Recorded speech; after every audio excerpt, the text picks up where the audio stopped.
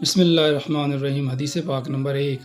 حضرت ابو الحیاج صدی رحمۃ اللہ علیہ بیان کرتے ہیں، علی رضی اللہ تعالیٰ عنہ نے مجھے فرمایا، کیا میں تمہیں ایسے کام پر معمور نہ کروں جس پر رسول اللہ صلی اللہ علیہ وآلہ وسلم نے مجھے معمور و مبعوث فرمایا تھا کہ تم ہر مورتی کو مٹا دو اور ہر اونچی قبر کو برابر کر دو۔ راوی مسلم شریف۔ حدیث پاک نمبر 2۔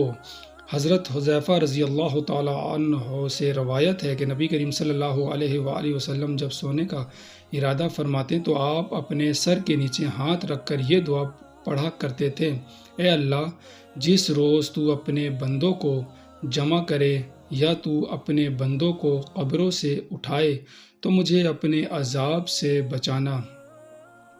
راوی ہیں ترمذی شریف۔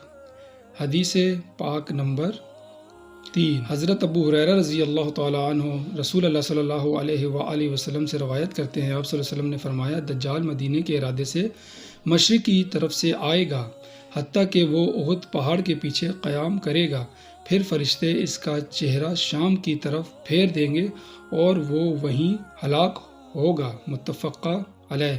تو پیارے دوستو، یہ تھی آج کی 3 حدیثیں۔ اگر ایسی ویڈیو آپ کو مزید دیکھنا ہو تو ہمارے چینل کو لازمی سے سبسکرائب کر دیں اور بیل کے آئیکن کو دبانا نہ بھولیں۔ اپنا بہت خیال رکھیں۔